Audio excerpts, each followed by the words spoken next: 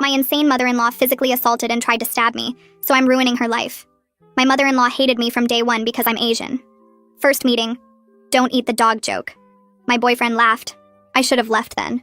The racist jokes escalated. Called me yellow, did squinty eyes, mocked Chinese accents. Then she started making Tiananmen Square jokes, acting out the massacre in the most offensive way possible while my fiancé laughed along. I told him, either I never see her again, or we're done. He chose me. For a year, he visited his mother alone while our relationship flourished. Then he proposed. The wedding invitation arguments started immediately. He wanted to invite her. I refused. Then he went behind my back and sent her an invitation anyway. She texted me, "Happy you invited me despite our misunderstandings." Never understood the problem with harmless jokes. I was furious. When my fiancé got home, I demanded we visit her to settle this once and for all. She hugged me like we were friends. I asked if she knew my fiancé sent the invitation without my permission. She was shocked. He'd lied to us both. For an hour, I explained why her jokes were racist and hurtful. She wouldn't budge. Just jokes, nothing more. My fiancé mostly took her side. I stood up. If this is your attitude, you're not invited. If you show up, I walk out. That's when she jumped on my back. I hit the floor hard, her fists pounding into me, screaming about her baby boy's wedding. My fiancé pulled her off, told her to calm down. The second he released her, she grabbed the steel fireplace poker and lunged at my arm. He caught her wrist just in time. I ran outside and called 911. Her security cameras captured everything. The attack, the poker, all of it. She was arrested for aggravated assault, facing 5 years. At home, my fiancé asked about my injuries. Then I gave him an ultimatum. Go no contact with your mother forever, or we're over. 24 hours to decide. That was yesterday. 4 hours left. This morning, his mother called from jail. I didn't answer. She left a voicemail. I know things got out of hand, but you need to know the truth about my son before you marry him. Check his laptop. Password is his birthday backwards. Look for the folder labeled insurance. You'll understand everything. I shouldn't have looked, but I did. The folder wasn't about insurance. It was videos. Dozens of them. All of me. Sleeping, showering, changing. Dating back 2 years before we were even engaged. Hidden cameras. In my apartment. My hands shaking, I kept scrolling. Then I found another folder. Mom's house. Videos of his mother. In her bathroom. Her bedroom. Same hidden camera angles. Another folder. Sarah. His sister. Same thing. Another. Work. Female co-workers in the office bathroom. I was going to be sick. Then I found the folder that changed everything. Sales. Screenshots of conversations. Usernames. Payment confirmations. He'd been selling these videos online. Thousands of dollars. The most recent sale was last night. A video of me from 3 days ago, titled, "Asian Girlfriend Doesn't Know She's Being Watched." My phone rang. His mother again. This time I answered. "You looked," she said. "How did you?" "I found the cameras 6 months ago. Confronted him. He begged me not to tell anyone, said he'd get help. I believed him. Why didn't you tell me? He's my son. I thought I could fix him. But when he sold videos of his own sister last month, I realized he'd never stop. The racism was real. I'm not a good person, but I was trying to drive you away to protect you. The worse I was, the more determined you were to stay. Then last night, when you said you'd leave him, I panicked. You attacked me. I needed to get arrested. It was the only way to stop the wedding without revealing what he is. I couldn't let you marry him. The poker was never going to hit you. He knew that.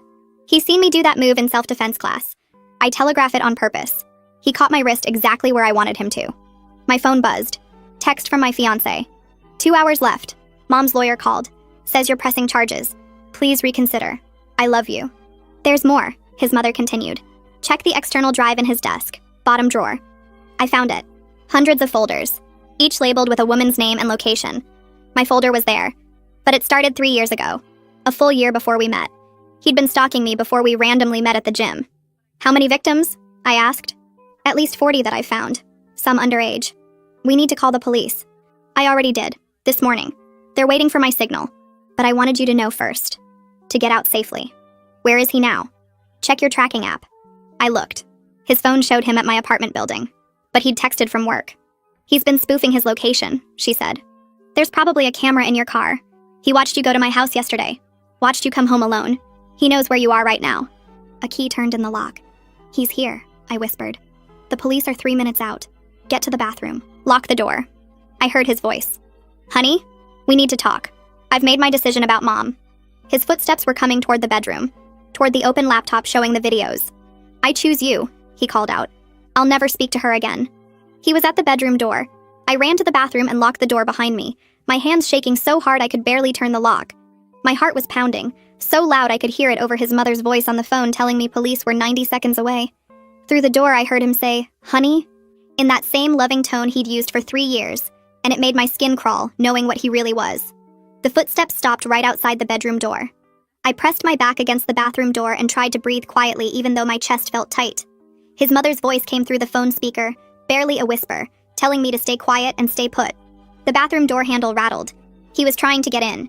His voice changed from concerned to confused as he asked if I was okay. I stayed completely silent, my phone pressed to my ear, listening to his mother whisper instructions through the line. The handle rattled again, harder this time. I heard him walk away from the bathroom, his footsteps heading back toward the bedroom. Then complete silence for 5 long seconds. My stomach dropped. He'd seen the laptop. He'd seen the open folders. He'd seen everything I discovered about what he'd been doing to me and all those other women. Then he shouted my name in panic. Not the loving voice anymore, but something raw and desperate. I heard things crashing in the bedroom, probably him trying to close the folders or shut down the laptop. The apartment door crashed open and police flooded in shouting commands. I heard scuffling and my fiance yelling that this was a misunderstanding, that he could explain everything. His mother's voice came through the phone again, steady like she'd done this before, telling me to stay in the bathroom until an officer knocked and identified themselves. The sounds of the struggle in the living room got louder, furniture scraping across the floor, more shouting. Someone was reading him his rights. A female officer knocked on the bathroom door and showed her badge under the door gap, telling me it was safe to come out now. I unlocked the door with shaking hands and she guided me out into the hallway. We walked past the living room where my fiancé was face down on the floor in handcuffs, 2 officers standing over him. His eyes found mine and I saw an expression I couldn't read, maybe fear or maybe anger or maybe both. The female officer kept her hand on my shoulder, guiding me toward the kitchen. Detective Harris arrived within 10 minutes and sat with me at the kitchen table while other officers photographed everything and bagged the laptop as evidence. He was gentle but direct, explaining they'd been building a case for 2 weeks since the mother-in-law first contacted them with her concerns. I gave my statement while still in shock, describing the folders I found and the voicemail that led me to look. My voice sounded weird and distant like it belonged to someone else. Detective Harris confirmed they already had warrants for the apartment, his workplace, and his car based on evidence his mother provided. Officers were spreading out through the apartment now, taking pictures and putting little numbered markers next to things. One officer came out of the bedroom carrying the external drive in a plastic evidence bag. They found 4 hidden cameras in my apartment during the search, including one in the bathroom where I'd just been hiding. The officer who discovered the bathroom camera looked at me with such pity that I had to look away. The violation hit me in waves, knowing he'd been watching me in there, recording me in my most private moments. My fiancé was taken away in a police car while I was still giving my statement, and the last thing I heard him shout was that his mother set him up, and I needed to understand this wasn't what it looked like. Detective Harris asked if I had somewhere safe to stay tonight because this was now a crime scene. I called my best friend Rachel, who said she'd be there right away. She arrived within the hour, her face going pale when I explained what happened in broken sentences. She packed a bag for me while officers continued processing the apartment, grabbing clothes and toiletries without asking what I needed because I couldn't think straight enough to tell her. Rachel kept looking at me like I might break, her hands moving fast through my drawers and closet. We pulled out of the parking lot, and Rachel kept glancing at me in the passenger seat while I stared straight ahead, unable to process anything that had just happened. My phone rang and I saw his mother's name flash on the screen. I answered without thinking and put it on speaker. She asked if I was safe and if the police had arrested him. Her voice sounded different now, tired and sad instead of angry or mean like all the times before. I told her yes. They took him away in handcuffs about 20 minutes ago. She went quiet for a second and then said she was sorry for not telling me sooner, that she found the first camera 6 months ago hidden in her own bathroom and confronted him about it. He cried and begged her not to call the police, promised he would stop and get help from a therapist. She believed him because he was her son and she wanted to think he could change. The racism was real, she admitted that. But after she found out what he was doing, she tried to make me hate her enough to leave him. Every awful joke and cruel comment was supposed to drive me away before I married him. But I stayed anyway, got more stubborn about it, and she realized her plan was making things worse. Rachel pulled into her apartment complex parking lot and turned off the car, but neither of us moved. His mother kept talking, explaining how 3 weeks ago she found new videos on a different external drive, footage of his sister in her apartment that was dated from last month. That was when she knew he had never stopped, never gotten help, just gotten better at hiding it. She said she spent 2 weeks trying to figure out how to stop the wedding without destroying her relationship with both her kids. The attack yesterday was planned, she told me, every single part of it calculated to get herself arrested so she could warn me from jail where he could not stop her. I felt sick listening to this, realizing I was a pawn in some twisted family drama, while also being grateful she did something even if it was 6 months too late. Rachel helped me inside her apartment with my hastily packed bag, and I collapsed on her couch. Everything hit me at once, and I started crying. Not the quiet kind, but the ugly sobbing where you cannot breathe and your whole body shakes. Rachel sat next to me and pulled me against her shoulder while I fell apart. 3 years of my life was a lie. Every sweet moment, every romantic gesture, every time he said he loved me was just him playing a role while he watched me through hidden cameras. He recorded me sleeping, showering, changing clothes, doing everything a person does when they think they are alone and safe. Then he sold those videos to strangers online, turned my most private moments into products with gross titles about me not knowing I was watched. The violation felt worse than anything physical, knowing that pieces of my life were out there forever, that people I would never meet had seen me in ways nobody should see another person. Rachel did not say anything, just held me and let me cry until I had nothing left. I barely slept that night, jumping at every sound and checking Rachel's apartment for cameras even though I knew that was crazy. The next morning, Detective Harris called asking me to come to the police station for a longer interview now that I had some time to process everything. He said they contacted other possible victims based on files they took from my apartment, and my case was part of something much bigger than just me and my ex. Rachel drove me to the station and waited in the lobby while an officer led me to a small interview room with a table and 3 chairs. Detective Harris came in a few minutes later with another man in a dark suit who introduced himself as Yong Hu from the FBI. Agent Hu specialized in cybercrimes and online bad stuff, and he explained that my ex was part of an online group that traded and sold hidden camera videos. The FBI had been watching this network for months, trying to identify all the members and victims before making arrests. Agent Hu opened a laptop and turned it toward me, showing me screenshots of chat logs from some website I had never heard of. My ex's username was there, along with dozens of messages where he talked about surveillance equipment and camera placement techniques. He bragged about footage quality and complained about victims who were too careful, made jokes about women not knowing they were being recorded. Reading his words about me like I was a thing instead of a person made my stomach turn. I had to ask Agent Hu to stop 3 different times during the interview because I thought I might throw up. He was patient about it, giving me water and waiting until I was ready to continue. The evidence kept going. Page after page of conversations where my ex discussed me and other women like we were products in a catalog. Detective Harris took over and told me more about what they found. His mother discovered cameras in her house 6 months ago when she was cleaning and noticed a weird black dot on her bathroom mirror frame. She confronted my ex and he broke down, admitted everything, said he had a problem and needed help. She made him promise to delete all the videos and stop recording people, and he agreed to see a therapist. She checked his laptop a few times over the next months and did not find anything, so she thought he was getting better. But 3 weeks ago, she was at his sister's apartment helping her move furniture and saw the same kind of black dot on a shelf in the bedroom. She knew immediately what it was. When she got home, she tore apart my ex's office and found a second external drive hidden inside a fake book on his shelf.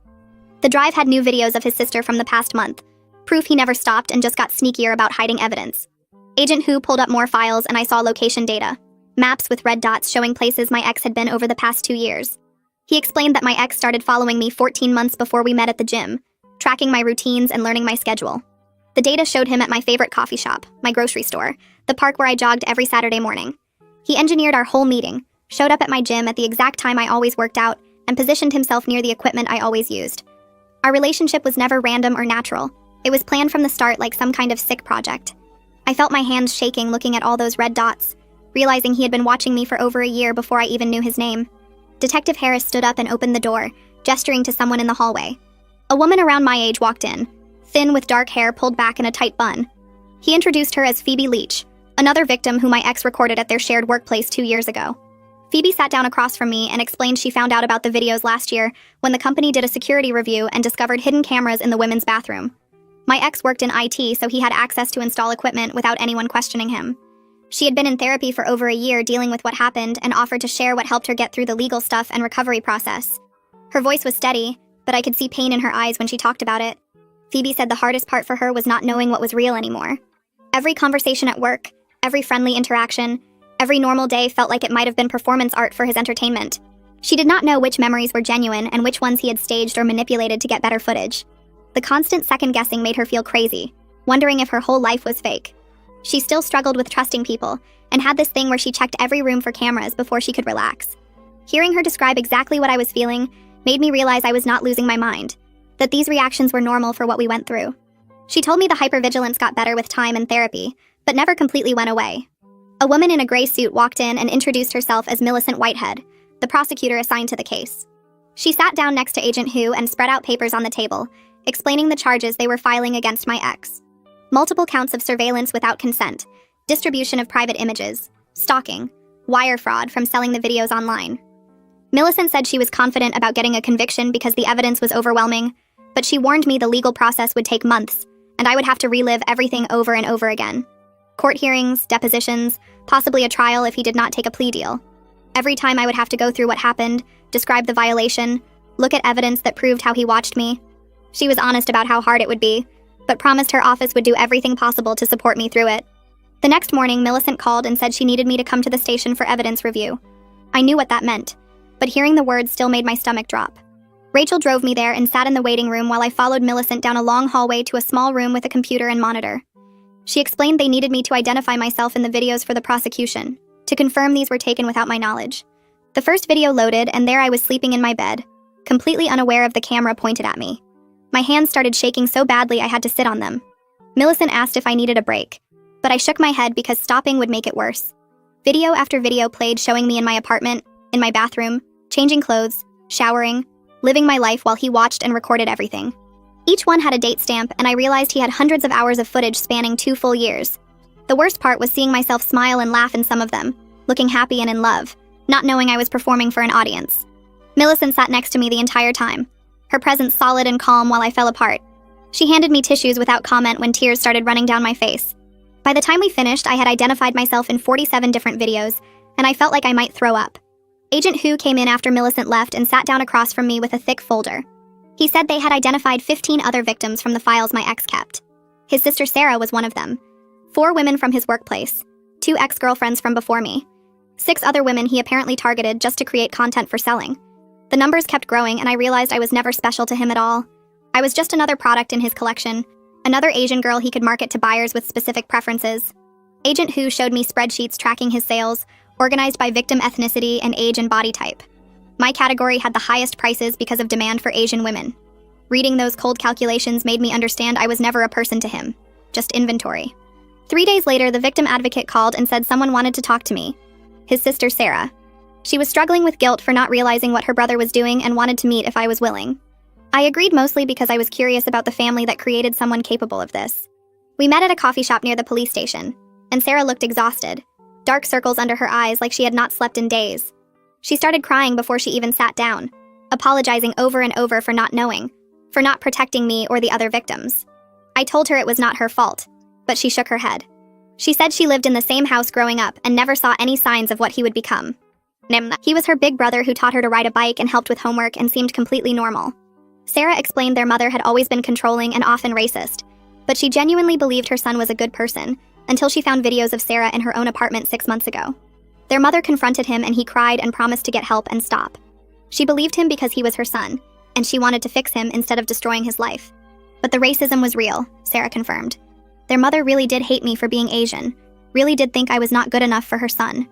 Finding out what he was doing did not erase her racist views. It just added horror on top of existing prejudice. Sarah said it created this impossible tangle where their mother was both a bigot who hurt me and a parent who ultimately tried to protect me from her son. She did not know how to process having a mother who was 2 opposite things at once. I asked Sarah if she thought the attack on me was really staged like her mother claimed. Sarah nodded and said their mother took self-defense classes for years and knew exactly how to make movements look dangerous without causing actual harm. The whole scene was theater designed to get herself arrested, so she could expose him without directly betraying her son. She needed to be in custody, needed the separation and the authority of police involvement to finally tell the truth she had been hiding. The poker move was something their mother practiced in class, a specific technique where you telegraph the strike so your opponent can block it easily. My ex knew that move because he had watched their mother practice it dozens of times. He caught her wrist exactly where she wanted him to, exactly where she trained him to respond. The security cameras captured everything just like their mother planned. She orchestrated her own arrest to save me from marrying her son. The realization hit me like cold water. I was part of an elaborate performance orchestrated by his mother, while she simultaneously subjected me to racist abuse for over a year. She used me as a pawn in her family drama, let me suffer through her slurs and mockery and cruelty, all while knowing her son was violating me in ways I could not even imagine. She watched me get hurt over and over and did nothing until she decided the timing was right for her plan. I felt angry in a completely new way, not just at what my ex did, but at being manipulated by his mother even in her attempt to help me. She was both my abuser and my savior, and I had no idea how to hold those 2 truths in my head at the same time. Sarah reached across the table and squeezed my hand, tears still running down her face. She said she understood the anger, that she felt it too.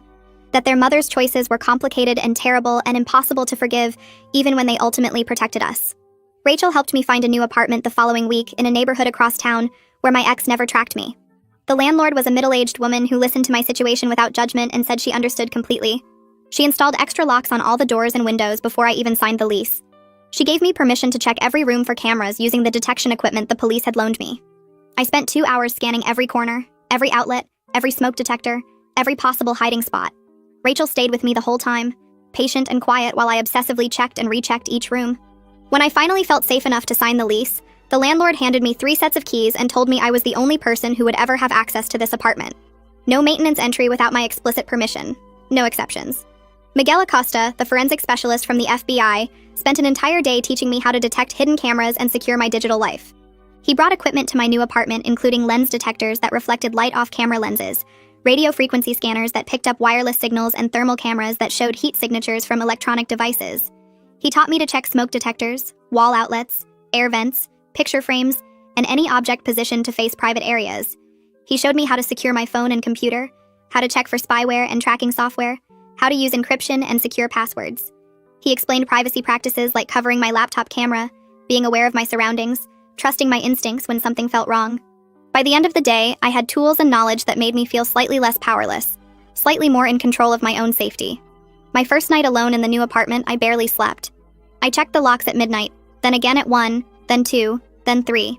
I scanned for cameras every hour using the equipment Miguel left me, walking through each room with the detector even though I had already checked everything twice during the day. I could not shake the feeling of being watched, could not turn off the awareness that cameras could be anywhere, and I might miss them. Every small sound made me jump.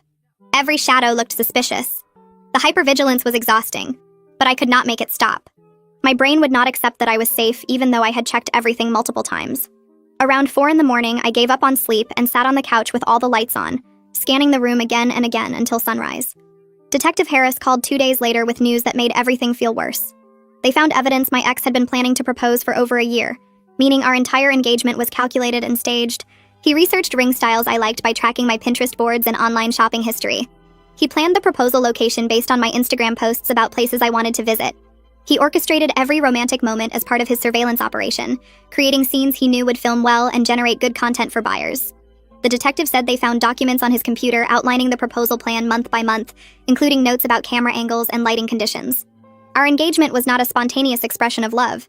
It was a business decision designed to create more valuable content and keep me invested in the relationship long enough to maximize his profits. Jacqueline called me 3 days after the arrest to connect me with a therapist.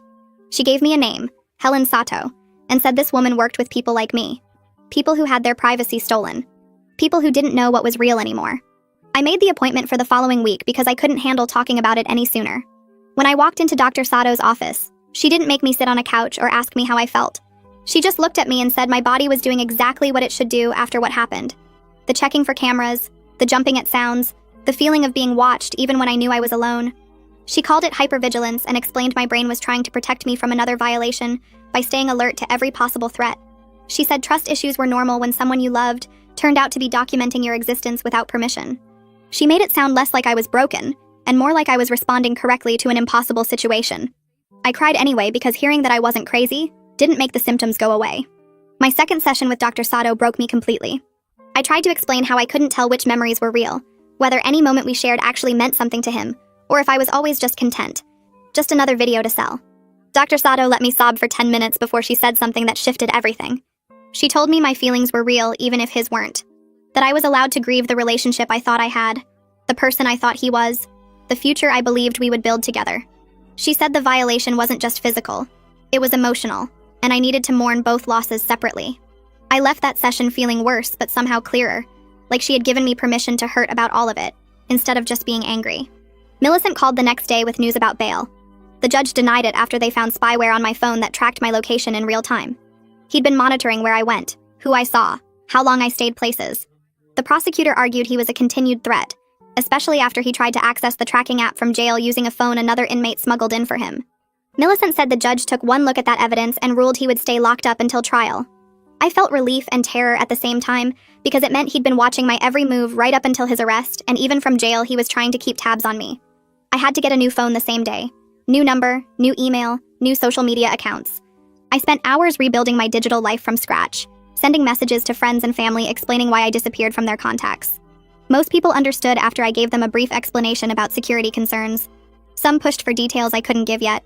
The process exhausted me because every account I created felt like admitting he'd invaded every corner of my existence. I couldn't keep anything from before. Everything was contaminated by his surveillance. Phoebe reached out a week later through Jacqueline to invite me to a support group. She said it met twice a month and focused specifically on surveillance victims. I almost said no because the idea of sitting in a room talking about this with strangers felt impossible. But Phoebe promised I didn't have to share anything. I could just listen. So I went. Walking into that room and seeing 8 other women who knew exactly what I was going through changed something in me. I wasn't alone anymore. These women understood the specific violation of learning someone recorded your private moments. They understood the shame and anger and confusion all mixed together. For the first time since finding those videos, I felt less isolated in this nightmare. At the support group, I met women who were years into recovery. One woman named Lisa talked about how she still checked for cameras, but not as often as she used to. She said it took 3 years of therapy before she could sleep through the night without getting up to scan her bedroom. Another woman described finally being able to be intimate with her new partner after 4 years of work.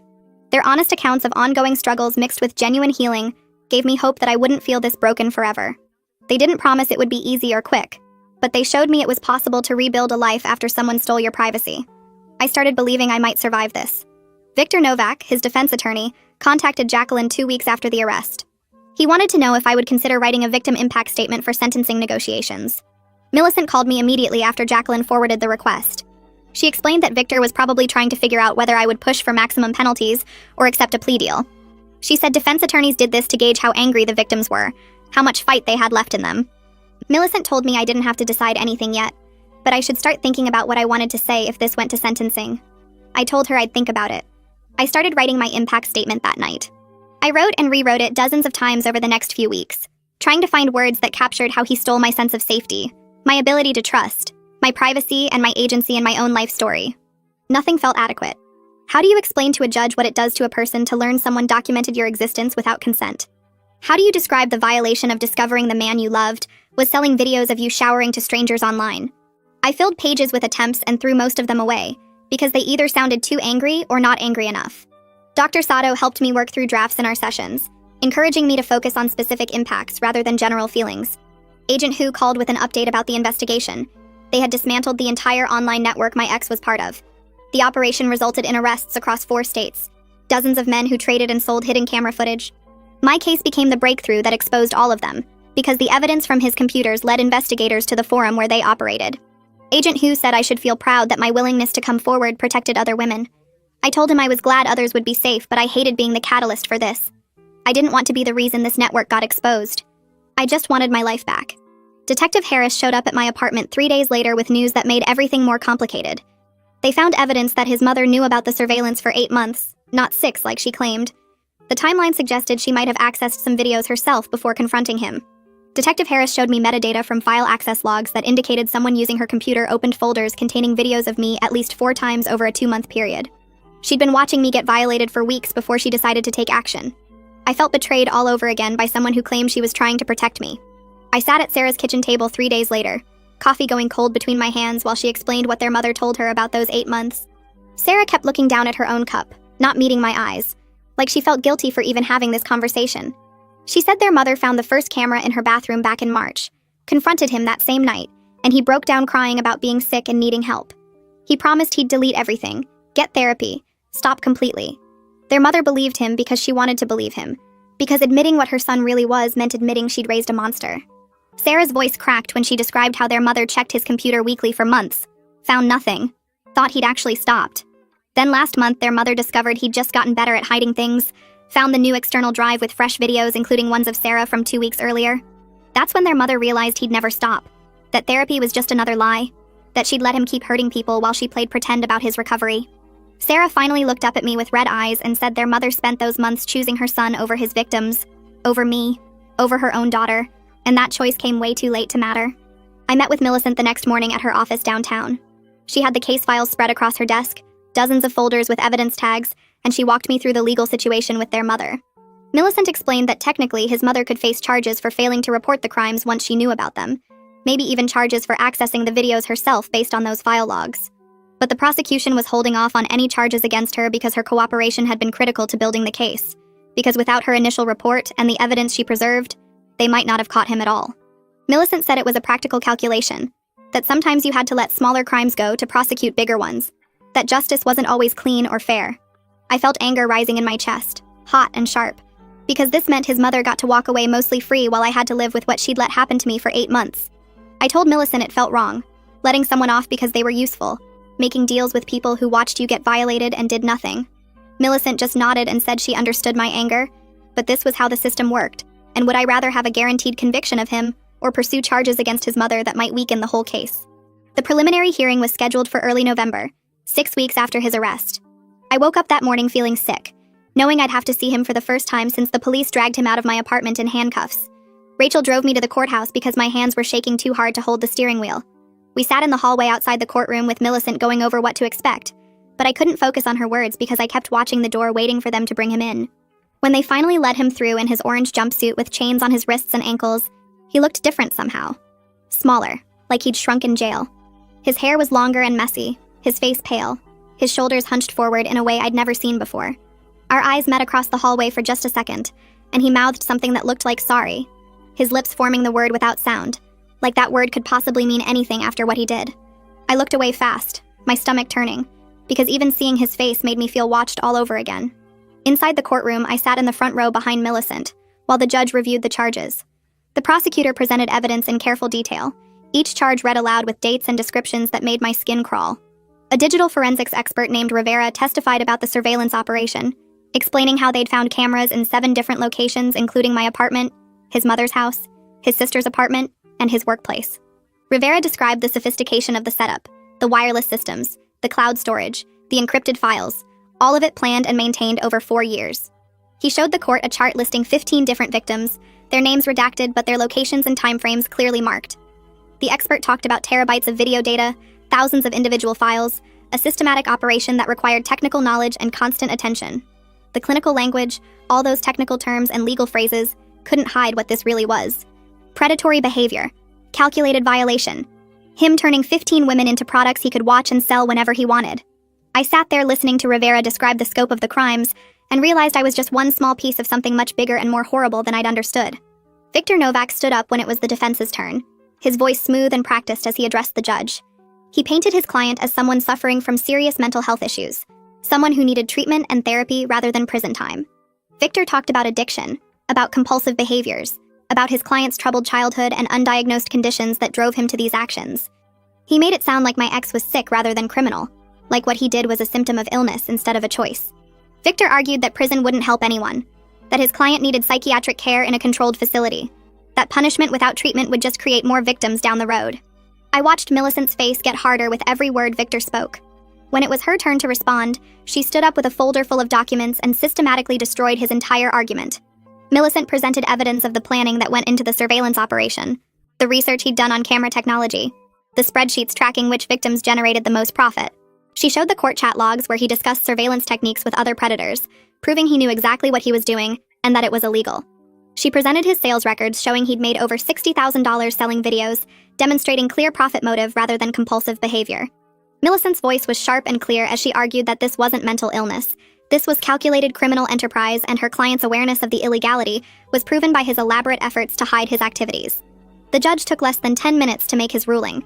He found sufficient evidence to proceed to trial on all charges and denied the defense motion to suppress evidence from the apartment search. The judge's voice was firm as he explained that the search warrant was properly obtained and executed, that all evidence was legally seized, and that the defendant would remain in custody without bail until trial. Walking out of the courthouse, I felt 2 things at once that didn't fit together. Vindicated because the case was moving forward, because a judge had looked at the evidence and agreed this was serious enough for trial, but also exhausted at the thought of months more of this process, more hearings, more evidence review, more seeing his face and hearing the details of what he did. Rachel put her arm around my shoulders as we walked to her car, and I leaned into her without saying anything because there weren't words for how drained I felt. His mother's letter arrived a week later, delivered through her attorney to Millicent's office. Millicent called me before forwarding it, asking if I wanted to read it or if she should just file it away. I said send it because I needed to know what possible explanation she thought she had. The letter was 4 pages long, handwritten on legal pad paper, her words rambling and circling back on themselves like she'd written and rewritten her thoughts multiple times. She tried to justify the racism as a protective strategy, saying she thought if she was horrible enough I'd leave him before the wedding, before I got trapped in his life permanently. She acknowledged that her actions caused real harm regardless of her intentions, that racist abuse was racist abuse no matter what motivated it. The letter described her therapy sessions where she was trying to understand why she'd prioritized her son's reputation over my safety for so long, why she'd let 8 months pass while he kept recording and selling videos of me and others. She wrote about the guilt of knowing she could have stopped him sooner, about the weight of choosing wrong over and over again until the choice became unbearable. There was no request for forgiveness in the letter, no expectation that I'd respond or feel differently about her. Just a statement that she was working on being better, on understanding what she'd done, on accepting that some damage couldn't be repaired. I kept the letter in my desk drawer, folded back into its envelope, unable to throw it away but also unable to respond. Dr. Sato and I spent 2 sessions working through my feelings about it. The way I hated his mother for the racism and the inaction, but also felt grateful she'd ultimately stopped the wedding. The cognitive dissonance of those 2 feelings existing together was hard to process. Hating someone who saved me, being grateful to someone who abused me. Dr. Sato helped me understand that both things could be true at once, that people were complicated and situations were messy, that I didn't have to resolve those conflicting feelings into one clean emotion. She said maybe the letter wasn't asking for resolution anyway. Maybe it was just his mother's attempt to be honest about what she'd done and why, and I could accept that honesty without forgiving the actions.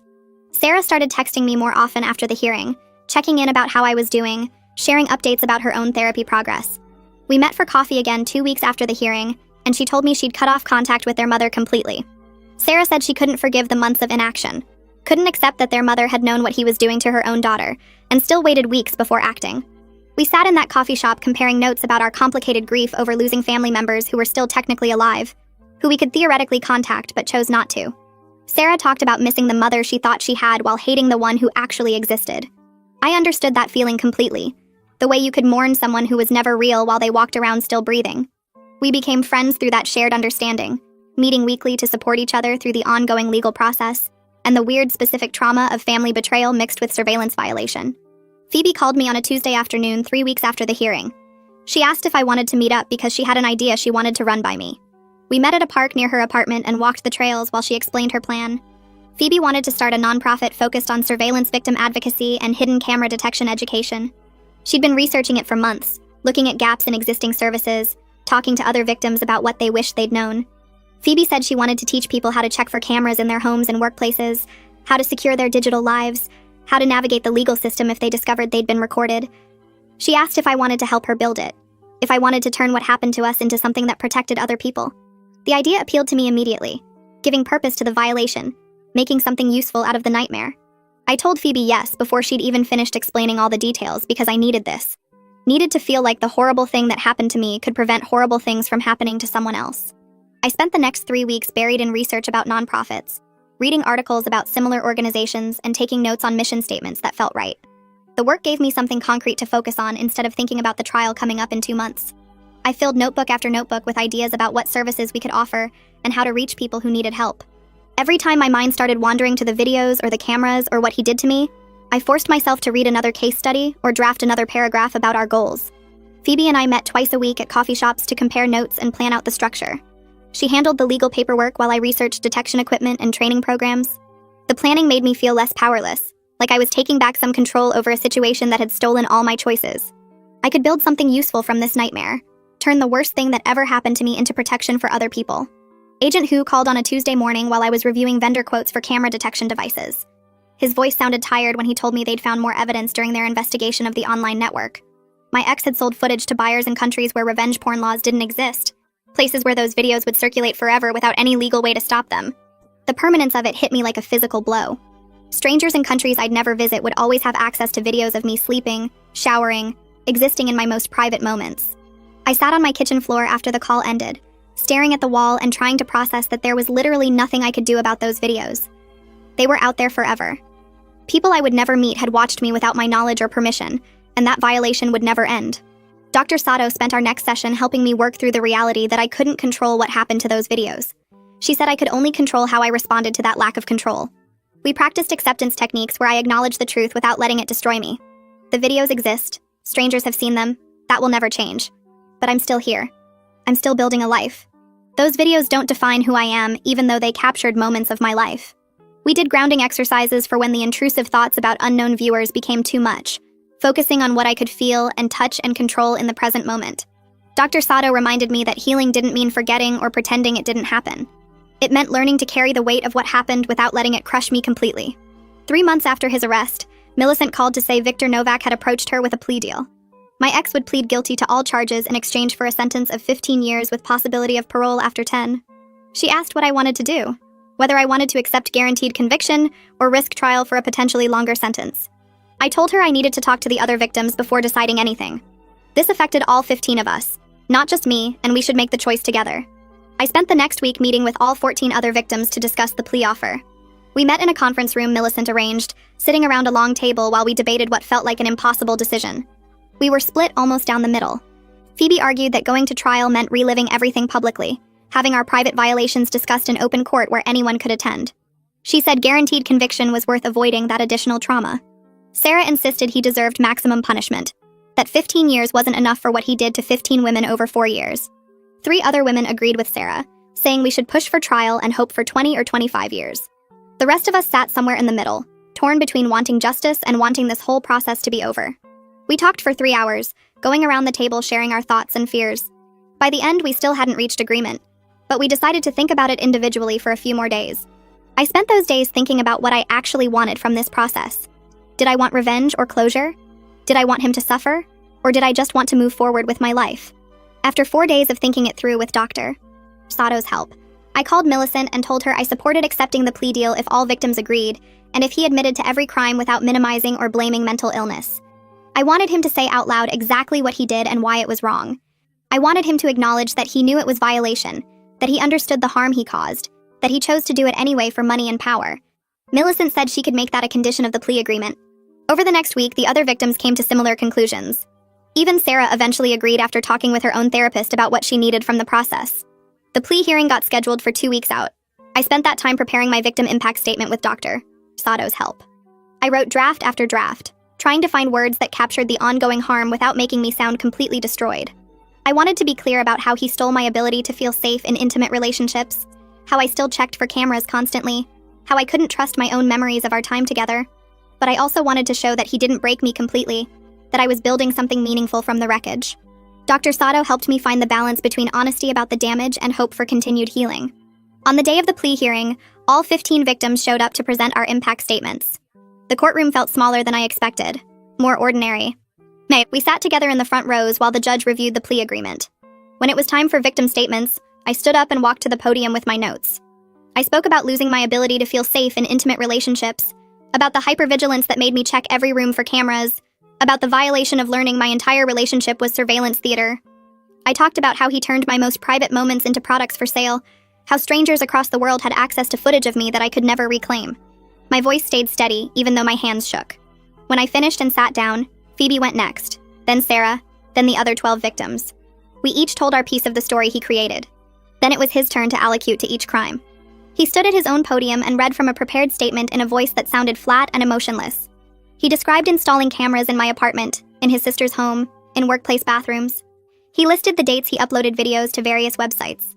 He confirmed that he sold the footage for profit, that he knew it was wrong, that he chose to do it anyway. The lack of emotion in his voice was somehow worse than tears would have been. If he'd cried or shown remorse, it might have felt like we'd been real people to him at some point. But his flat tone confirmed what I already knew. We were never real to him. We were content, products, things to be recorded and sold. The judge sentenced him to 15 years in prison, mandatory sex offender registration for life, lifetime prohibition on owning or using any surveillance equipment, and restitution payments to all victims. She called his crimes a calculated violation of trust and privacy that caused lasting harm to 15 women. When she finished reading the sentence, I felt relief mixed with this strange emptiness. Justice was achieved in the technical sense. He would go to prison. He would be punished. But nothing felt resolved. The videos still existed. The violation was still permanent. Walking out of the courthouse with the other victims, I realized that legal justice and actual healing were two completely different things. I walk past his mother outside the courthouse without looking at her. She stands near the steps trying to catch my eye, but I keep moving toward Rachel's car. Her voice calls my name once, then stops. The distance between us feels like the only boundary I can control right now, and Dr. Sato told me that's perfectly okay. Some relationships stay broken forever, and forcing forgiveness before I'm ready would only hurt my healing. The mother-in-law who spent years making racist jokes, and then orchestrated an assault to save me, exists in a space I can't process yet. Maybe I never will, and that has to be enough. The local news runs a series on hidden camera crimes 3 days after the sentencing. They don't name victims, but the details feel too specific. A young Asian woman, her ex-fiance, surveillance spanning years. I watch the segment with my stomach turning, convinced everyone will figure out it's me. The anchor discusses the growing problem of hidden cameras in intimate spaces, showing stock footage of tiny devices hidden in smoke detectors and phone chargers. My phone buzzes with texts from people I haven't spoken to in months, all asking if I saw the news story. Jacqueline comes over that evening and we practice responses. Keep it vague. Don't confirm or deny. Redirect to the importance of the issue rather than personal details. She role-plays different scenarios while I try not to throw up. A coworker asks directly the next day.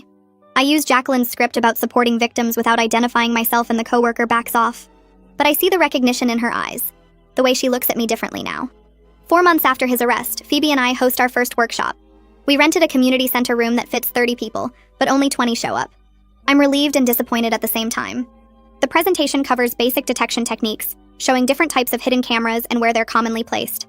Phoebe demonstrates using a lens detector while I explain radio frequency scanners. 3 women approach us afterward with stories that make my chest tight. One found a camera in her bathroom after our presentation, installed by her landlord. Another discovered her roommate had been recording her for months. The third just wants to learn how to check her new boyfriend's apartment without seeming paranoid. We exchange contact information and promise to help however we can. Walking to my car afterward, Phoebe squeezes my hand and says, "This is just the beginning. The violation that nearly destroyed us is becoming something that protects other people." Sarah calls 2 weeks later sounding exhausted. Her mother is moving to another state to live with relatives. The community knows what her son did, and she can't handle the stares and whispers anymore. Sarah feels guilty for being relieved. She loves her mother despite everything, but having her nearby feels like carrying a weight that never gets lighter. I understand that specific type of grief, mourning someone who's still alive but fundamentally changed. We meet for coffee and don't talk about her mother or brother for the first 20 minutes. Just normal conversation about work and weather and plans for the weekend. Then Sarah admits she's scared her mother will try to contact her from wherever she moves, wanting to rebuild their relationship. I tell her she gets to decide what contact looks like. Protecting herself isn't betrayal. Sarah cries into her latte while other customers pretend not to notice. 5 months after the arrest, my friend introduces me to someone at a dinner party. He knows my history because she warned him ahead of time. Our first date involves me checking his apartment for cameras. He hands me his lens detector without making a joke or acting like I'm being unreasonable. I scan every room while he makes tea in the kitchen, giving me space to feel safe. Finding nothing doesn't make the anxiety disappear, but his patience helps.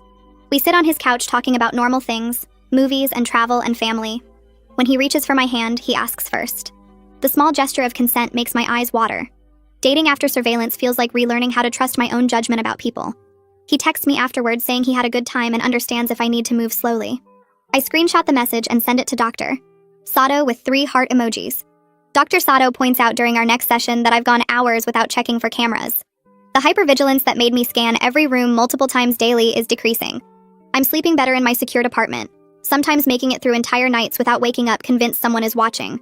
The progress feels tiny and huge at the same time. She shows me a chart tracking my anxiety levels over 6 months, and the downward trend surprises me. Healing isn't linear, but it's real. Measured in small moments of feeling safe. Measured in mornings I wake up without immediately searching for hidden devices. Measured in the ability to be present with another person without constant fear. Dr. Sato reminds me that trauma changes people, but it doesn't have to define them forever. I'm becoming someone new, someone shaped by what happened, but not destroyed by it. The nonprofit grows faster than Phoebe and I imagined. Universities request workshops for their students. Workplaces want training for their security teams. Community centers ask us to present at safety fairs. We hire 2 part-time staff members to handle scheduling and outreach. Every workshop brings more people who need help, more stories of cameras found and danger avoided. The work exhausts me and fills me with purpose at the same time. Helping other people protect themselves gives meaning to what I survived. Phoebe and I meet weekly to review cases and plan upcoming events. She tells me about a woman who found cameras in 3 different apartments over 2 years, always installed by different men she dated. The pattern suggests something organized, maybe connected to the network my ex was part of. We pass the information to Detective Harris, who promises to investigate. A letter arrives from a woman named Jennifer who attended our second workshop. She thanks us for teaching her to detect the camera her ex-boyfriend hidden in her bedroom smoke detector. She got out safely because of what we showed her, moved to a new apartment and filed a police report.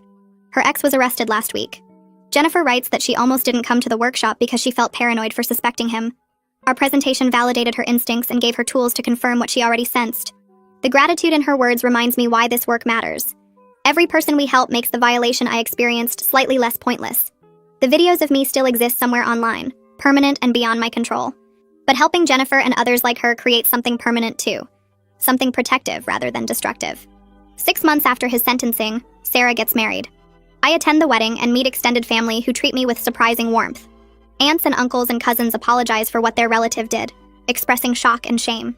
The normality of celebrating with people connected to him feels strange and healing at the same time. Sarah's grandmother hugs me and whispers that she's glad I got away. The reception involves dancing and cake and toasts that don't mention the absent family members. Sarah's new husband knows everything and chose her anyway, which gives me hope for my own future relationships. Driving home that night, I realize I spent hours with his family without feeling afraid or angry. The connection to him through them is becoming less sharp, less consuming. His mother sends a final letter on the anniversary of his arrest. The envelope arrives with no return address, forwarded through her lawyer. She apologizes without excuse, acknowledging that her racism and her inaction both caused real harm that sorry can't fix. She doesn't ask for forgiveness or request contact, just states she's working on being better, attending therapy, and educating herself about the damage her words and choices created. The letter feels different from her previous attempts at explanation. No justification, no defense, just acknowledgement of harm and commitment to change. I appreciate the lack of expectation, the understanding that I might never want contact with her. Dr. Sato asks if I want to respond. I tell her maybe someday, but not now. The letter goes in a box with other documents from this period of my life, preserved but not actively examined. I wake up on Tuesday morning and realize I haven't thought about him once since Friday. The apartment feels different somehow. Lighter maybe. Like the air itself weighs less than it did last week. I make coffee without checking the smoke detector for cameras, without scanning the corners of the ceiling, without that constant crawling sensation between my shoulder blades. The coffee tastes better when I'm not wondering if someone's watching me drink it. I see Helen later that afternoon for our regular session and tell her about the week, about going full days without the intrusive thoughts, about sleeping through the night without waking up to search for blinking red lights. She smiles in that careful way therapists do when they're genuinely pleased but don't want to make it about them. She calls it a milestone, evidence of genuine healing rather than just coping. The trauma isn't gone, she reminds me, and probably never will be completely, but it's no longer sitting in the center of my life taking up all the space. It's moved to the edges where I can function around it instead of through it. I leave her office feeling something close to proud, which is a weird emotion to have about basic things like not being paranoid, but I'll take it. A year after everything happened, I'm sitting in the nonprofit office Phoebe and I share, reviewing applications for our next workshop series. The organization grew faster than either of us expected, expanding from local workshops to online training modules that reach people across the country. My phone buzzes with a text from James asking what time I'll be home for dinner. James knows everything about what I survived, sat through my explanation on our third date when I needed him to understand why I was so careful, so suspicious, so slow to trust. He respects my boundaries without making me feel broken, checks in without hovering, gives me space without abandoning me. We're building something healthy and real, something that doesn't involve hidden cameras or lies or performance. I'm reclaiming my sense of safety one careful day at a time, learning to trust my instincts again, to believe that not everyone is watching, that privacy can actually exist. I'm not the person I was before all this happened, before I discovered what my fiance really was. I'm more cautious now, more aware of technology and surveillance, more vigilant about protecting my space and my body and my choices. But I'm also stronger in ways I never needed to be before, more purposeful about the work I do, more committed to protecting other people from experiencing what I survived. The cameras stole something from me that I'll never fully get back, but they also showed me what I'm capable of when everything falls apart. I'm still here, still fighting, still helping others find their way out of the dark.